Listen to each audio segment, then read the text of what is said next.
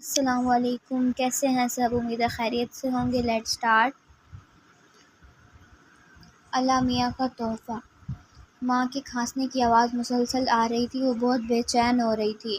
اس نے جلدی جلدی نماز کا سلام پھیرا اور ماں کے کمرے کی طرف لپکی۔ 2 دن سے کھانسی کے شدید دورے پڑ رہے تھے۔ اس نے جلدی سے سرپ پلایا۔ حالت کچھ سنبھلی تو اس نے کہا، اماں کئی دن سے میں سینٹر نہیں گئی، مجھے فون پہ فون آ رہے ہیں، آج 2 گھنٹے کے لیے جانا پڑے گا، ویسے بھی آج تنخواہ ملنی ہے، پھر میں آپ کو کسی اچھے سے ڈاکٹر کے پاس لے کر جاؤں گی۔ ماں کی آنکھوں میں پریشانی دیکھی تو کہا، اماں پریشان کیوں ہوتی ہیں؟ میں نے خالہ سغرا سے کہہ دیا ہے کہ جب تک میں نہ آ جاؤں آپ کے پاس ہی رہیں۔ خالہ اب آ بھی جاؤ، مجھے دیر ہو رہی ہے۔ اس نے دیوار کی اور سے آواز لگائی، آتی ہوں، 2 منٹ صبر کر لے لڑکی۔ خالہ نے بھی وہیں سے جواب دیا۔ جلدی عبایا پہنا، ماں کے سر پر بوسہ دیا، دروازے کی طرف لپکی تو خالہ سغرا کو دروازے پر ہی پایا۔ خالہ، اماں کا خیال رکھنا، اگر کھانسی کا دورہ پڑے تو سرپ دے دینا، پاس میز پر ہی رکھا ہے، جب تک میں نہ آؤں اماں کے پاس ہی رہنا۔ وہ جلدی خالہ کو تاکید کرتی ہوئی باہر نکل گئی۔ خالہ دروازہ بند کر کے اماں کے پاس جا بیٹھی۔ اماں کے دل کو حوصلہ ہو گیا۔ دونوں ادھر ادھر کی باتیں کرنے لگے۔ بات ہوتی ہوتی مریم کی طرف مڑ گئی۔ ویسے بہن مریم، تجھے اللہ میاں کا خاص تحفہ ملا ہے۔ سغرا کا جملہ اماں کو کسی اور دنیا میں لے گیا۔ ایک 10 سال کی بچی اسکارف لیے بنا اسکول نہیں جا رہی تھی۔ ماں نے کہا، میری جان آپ ابھی بہت چھوٹی ہو، اسکارف بڑے ہو کر لینا، پر وہ کسی طور پر ایسے اسکول جانے کو تیار نہ تھی۔ ماں نے مجبوراً اسکارف اوڑھ دیا۔ باپ نے اسے اس حلیے میں دیکھا تو بہت غصہ آیا۔ ہماری ناک کٹوا کے چھوڑے گی یہ لڑکی، میرا کوئی اسٹینڈرڈ ہے، اسکول کے گیٹ پر کوئی نہ کوئی دوست مل جاتا ہے، اسے اس حلیے میں دیکھ کر ہنسیں گے، جانے کیا سوچیں گے میرے بارے میں۔ اس نے بڑبڑاتے ہوئے اسے گاڑی میں بٹھایا اور مڑ کر غصے میں بھی بولا، مریم تو اللہ پاک کا تحفہ ملا ہے، ہمیں جانے کس گناہ کی سزا ہے۔ پھر وہ بچی ہر وقت اسکارف لینے کی ضد کرنے لگی۔ وہ شلوار قمیض پہنتی، انگریزی لباس اسے کبھی بھی اچھا نہیں لگا۔ اس کے باپ کو اس کا یہ حلیہ سخت ناپسند تھا۔ وہ اس سے نالاں رہتا اور اکثر طنز کرتے ہوئے کہتا، مریم تو اللہ میاں کا تحفہ ہے۔ اریبہ اور عامر دونوں جڑواں تھے۔ یہ دونوں بچے کافی ماڈرن تھے، باپ کی آنکھوں کا تارا۔ ان کا ہر روح باپ کی خواہش کے عین مطابق تھا۔ مریم ان سے 3 سال چھوٹی تھی اور مزاج میں ان دونوں کے برعکس۔ اریبہ نے FSc میں میرٹ پہ پاس کر لیا اور میڈیکل کالج میں ایڈمیشن لے لیا۔ عامر بھی انجینئر بننے لگا۔ مریم نے میٹرک اچھے سے نمبروں میں پاس کر لیا، پر جب کالج گئی تو اس نے 2 دن بعد ہی جانے سے انکار کر دیا۔ اس کے باپ نے اس کے انکار کی وجہ بھی جاننے کی کوشش نہ کی اور اس انکار کو اس کی نالائکی قرار دیا، اور اس الزام کو مریم نے ہنس کر سہہ لیا اور ایک لفظ نہ نکالا منہ سے، پر ماں جانتی تھی کہ اس انکار کی وجہ کچھ اور ہی ہے۔ ایک دن بہت پوچھنے پر اس نے بتا ہی دیا کہ کالج کا ماحول اسے پسند نہیں آیا، وہ ایسے ماحول میں تعلیم حاصل نہیں کرنا چاہتی۔ تب ماں نے اسے دینی تعلیم دلانے کا فیصلہ کیا، جسے اس نے بخوشی قبول کیا۔ باپ نے بہت شور مچایا، پر ماں نے کسی طرح انہیں سمجھا لیا۔ اریبہ ڈاکٹر بن گئی اور پھر اسپیشلائزیشن کرنے بیرون ملک چلی گئی۔ وہاں اسے اپنے لیے جیون ساتھی پسند آ گیا۔ تعلیم مکمل کر کے وہ واپس آ گئی۔ لڑکی کے ماں باپ رشتہ لے کر آ گئے، جسے باپ نے خوشی خوشی قبول کر لیا۔ وہ تو ڈاکٹر اور برٹش داماد پا کر خود کو ہواؤں میں محسوس کر رہا تھا۔ ایک ماہ کے اندر اریبہ بیاہ کر پردیس ہی چلی گئی۔ عامر نے بھی انجینئر بننے کے بعد بیرون ملک جاب کے لیے اپلائی کر دیا۔ باپ نے بہت سمجھایا کہ وہ باہر نہ جائے بلکہ یہاں ماں باپ کے پاس رہے، وہ اکلوتا ہے، ماں باپ کو اس کی ضرورت ہے، پر اسے صاف کہہ دیا کہ وہ ماں باپ کی خاطر اپنے سپنوں سے منہ نہیں موڑ سکتا، اپنا مستقبل تاریک نہیں کر سکتا۔ ماں باپ اپنا سا منہ لے کر رہ گئے اور ضدی پنچھی اجنبی ہواؤں میں اڑ گیا، اور ایسا اڑا کہ گھر کا راستہ ہی بھول گیا۔ اللہ میاں کا تحفہ۔ قسط نمبر 2۔ عامر کے چلے جانے کے بعد ماں باپ دونوں بہت اداس رہنے لگے۔ ادیبہ بھی 2-3 بار ملنے آئی، پھر بھول گئی۔ کبھی کبھار فون پر بات ہو جاتی۔ ماں آنے کو کہتی تو ہسپتال کی مصروفیت کا بہانہ۔ ماں نے دل پر پتھر رکھ لیا۔ باپ بھی بچوں کی جدائی میں آنسو بہاتا۔ مریم ماں کو دلاسا دیتی رہتی۔ وہ عالمہ بن چکی تھی، سو قرآن کے حوالے دیتی اور احادیث سنا کر صبر کی تلقین کرتی رہتی۔ ماں کی حالت کافی حد تک سنبھل چکی تھی۔ باپ ابھی بھی اس سے بے نیاز تھا، لیکن وہ پرسکون تھی۔ جانتی تھی اس کا رب اس کے ساتھ ناانصافی ہرگز نہیں کرے گا۔ مریم اب کوکنگ اور سلائی سینٹر جانے لگی تھی۔ وہ ہر ہنر سیکھنا چاہتی تھی اور باپ اس کے نرالے شوق دیکھ دیکھ دکھی ہوتا رہتا تھا، اور اب تو وہ آتے جاتے اسے اللہ میاں کا تحفہ کہنے لگا تھا، دل خون کے آنسو روتا پر وہ مسکرا دیا کرتی۔ ماں کو پورا یقین تھا کہ باپ ایک دن اسے رو رو کر اللہ میاں کا خاص کا تحفہ کہے گا، پر اس دن یہ الفاظ تنزل نہیں ہوں گے۔ وقت پر لگا کر اڑنے لگا، کئی سال بیت گئے۔ مسلسل اداسی نے باپ کو بستر سے لگا دیا۔ ماں بھی زندہ روح بنی گھر میں پھرتی رہتی۔ گھر میں خوفناک خاموشی نے ڈیرے ڈال دیے۔ ایک مریم ہی تھی جو ان دونوں کا سہارا بنی ہوئی تھی، ان کے کھانے پینے اور لباس کا خیال کرتی تھی۔ ایک دن باپ کی حالت زیادہ خراب ہو گئی تو وہ ڈاکٹر کے پاس لے گئی۔ اس نے ڈھیر سارے ٹیسٹ لکھ دیے۔ وہ بڑے ہاسپٹل لے گئی، ٹیسٹ کروائے۔ ان کی رپورٹ آئی تو سب پر ایک اور غم ٹوٹ پڑا، باپ کو بلڈ کینسر تھا۔ ماں کی حالت غیر ہو گئی۔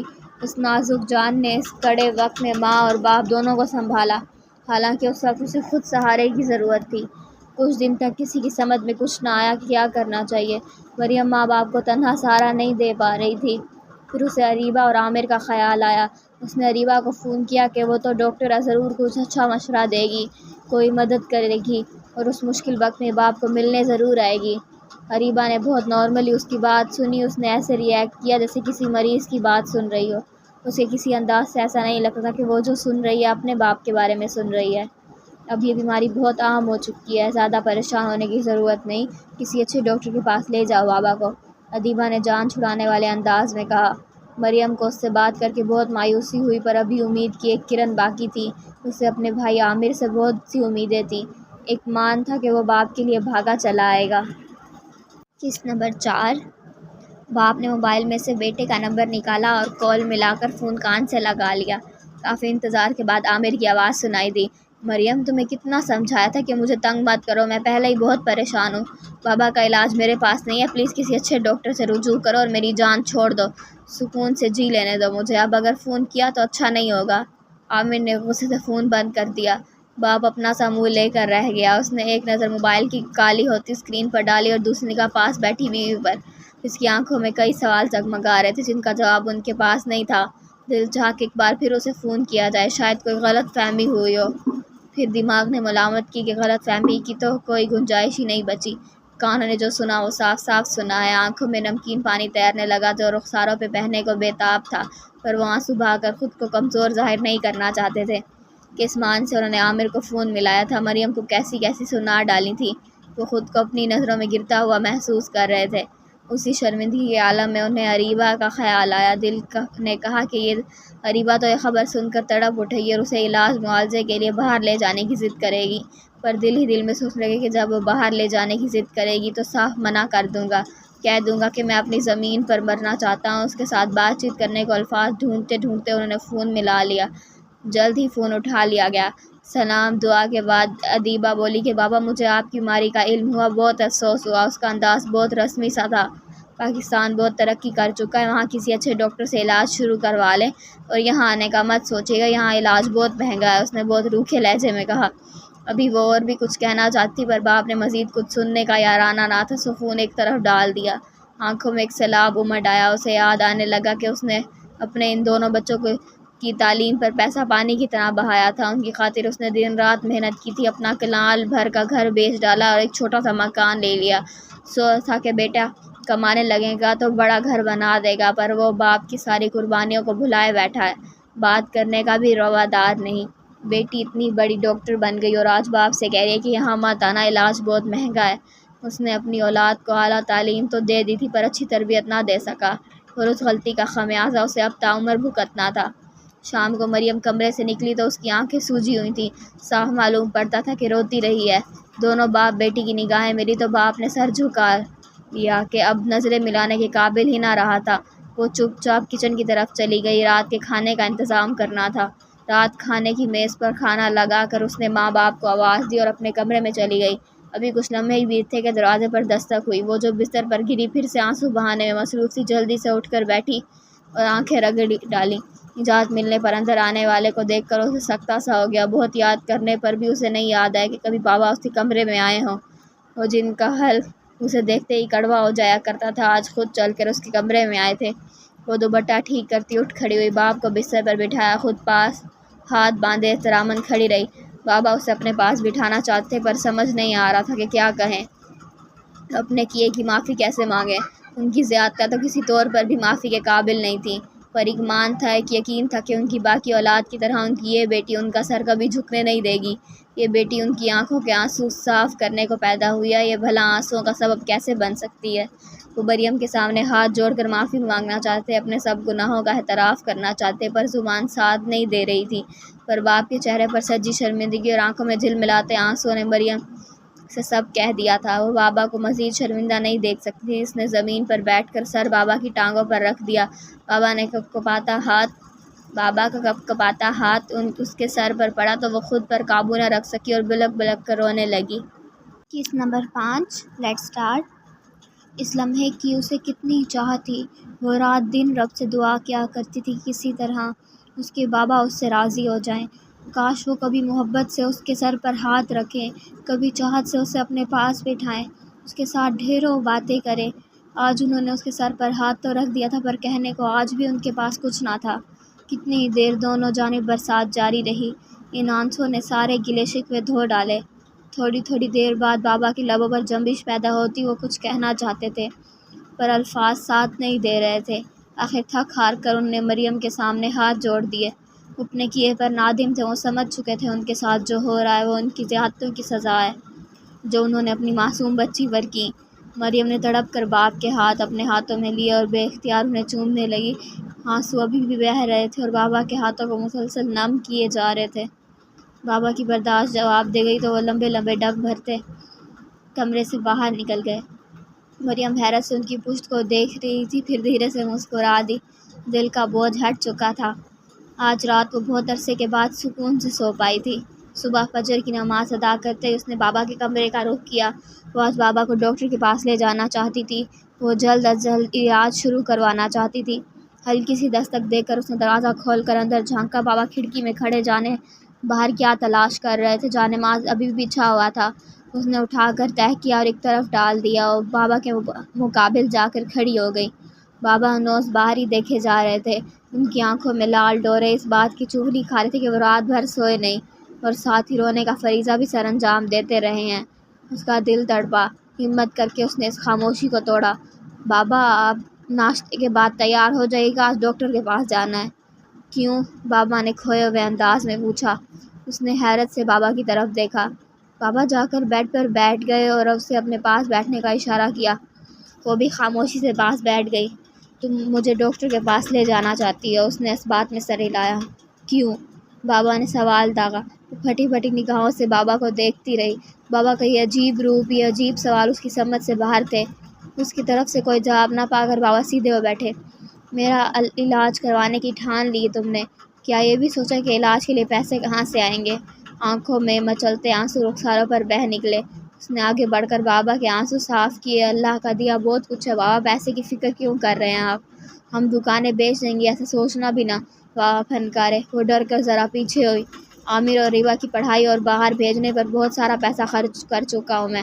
اب صرف یہ چھوٹا سا گھر اور 2 دکانیں بچی ہیں۔ یہ تمہارا اور تمہاری ماں کا حصہ ہے۔ میں نہیں چاہتا کہ میرے بعد تم دونوں در بدر ہوتی رہو۔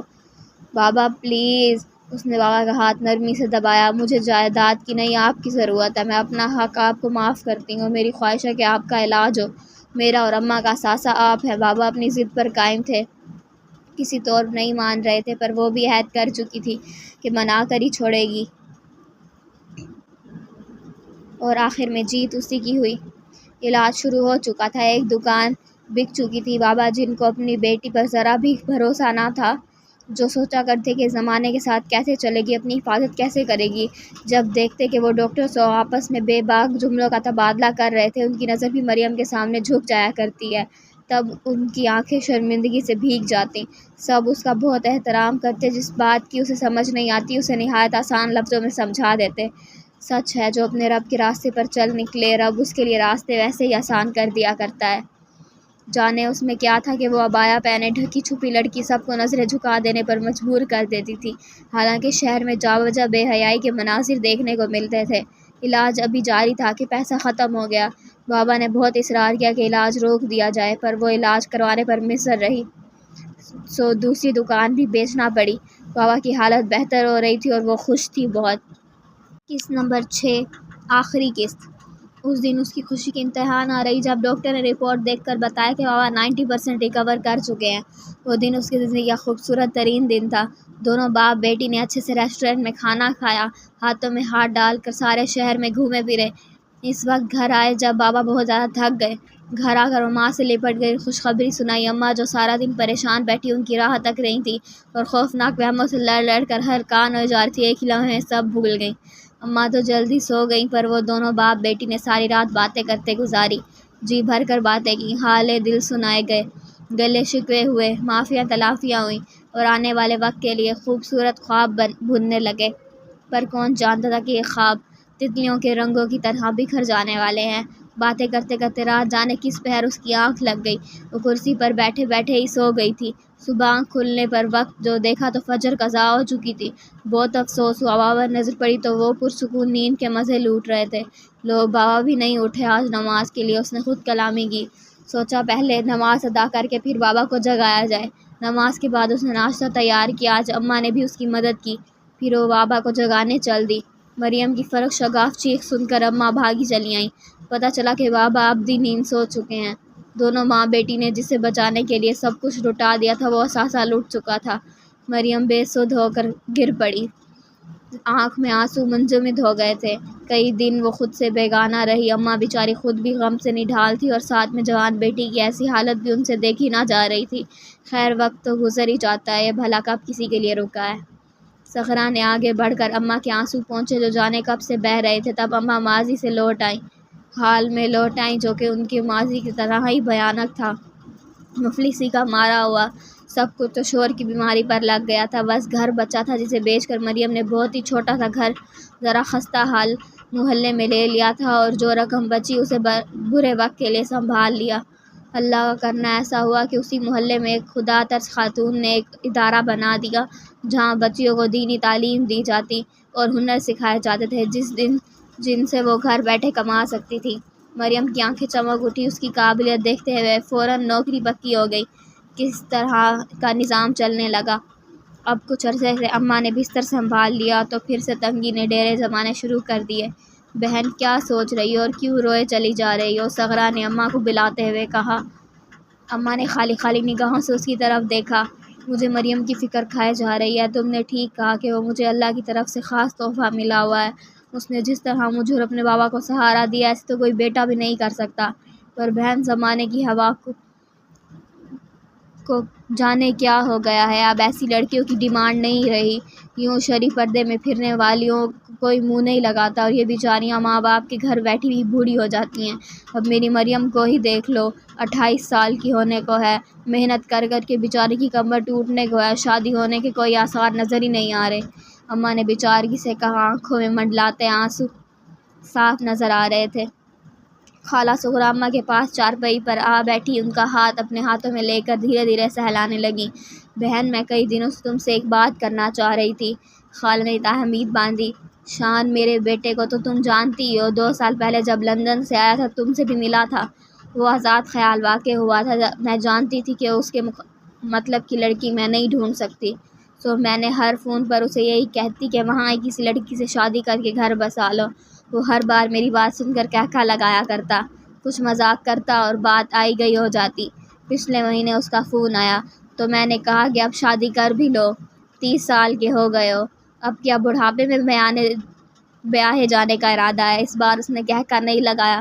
مجھے بہت تشویش ہوئی، پوچھنے پر کہنے لگا، اماں واپس آنا چاہتا ہوں، یہاں جا بجا بے حیائی کے مناظر دیکھ دیکھ کر دل لرزتا ہے، ایسا لگتا ہے کسی بھی وقت رب کا عذاب نازل ہو سکتا ہے۔ اماں مجھے بہت ڈر لگنے لگا ہے۔ بہن وہ اس روز رو رہا تھا اور اس کی باتیں سن کر میں حیران ہو رہی تھی، اس کی کایا کیسے پلٹ گئی۔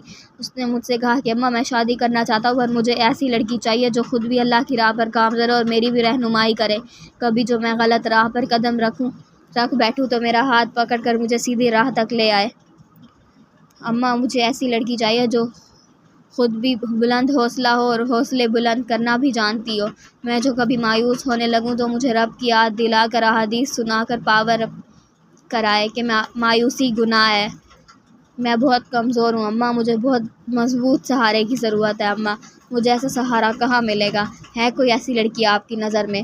وہ روتے ہوئے پوچھ رہا تھا، اور میرے سامنے مریم کا وجود کھڑا مسکرا رہا تھا۔ میں نے اسے تسلی دی کہ کہاں ہاں ہے میری نظر میں ایک ایسا ہیرا، پر دعا کر وہ بھی مان جائے۔ اس نے کہا، اگر میرے رب نے میرے لیے ہدایت لکھی ہے تو وہ ضرور مان جائے گی۔ بہن، میں مریم کو اپنی بہو بنانا چاہتی ہوں، مجھے انکار کر کے مایوس مت کرنا۔ اماں کو 2 سال پہلے والا وہ کھلنڈرا سا پھٹی پینٹ والا لڑکا یاد آیا جو دل چاہا انکار کر دے۔ پھر دماغ میں ایک خیال گوندا کہ اگر اللہ میری بیٹی کو کسی کے لیے مشعل راہ بنا رہا ہے تو میں کون ہوتی ہوں انکار کرنے والی۔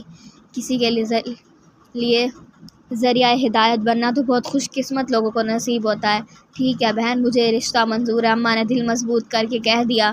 مریم سے پوچھ کر ہاں کرنا بہن، صغرا نے کہا۔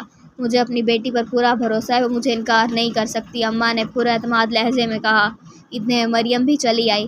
پیاس کی شدت اتنی تھی کہ فوراً پانی پینے کو کچن میں لپکی۔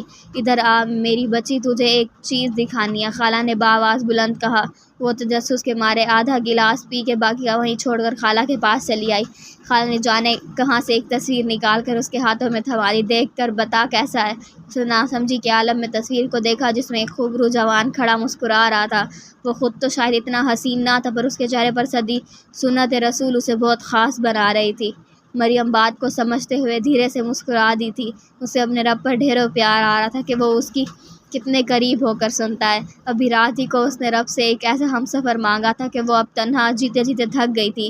اماں جو حیرت سے سب دیکھ رہی تھی، اس کی مسکراہٹ دیکھ کر مسکرا دی تھی، اور اب آنکھیں موندے رب کا شکر بجا لا رہی تھیں۔ ختم شد۔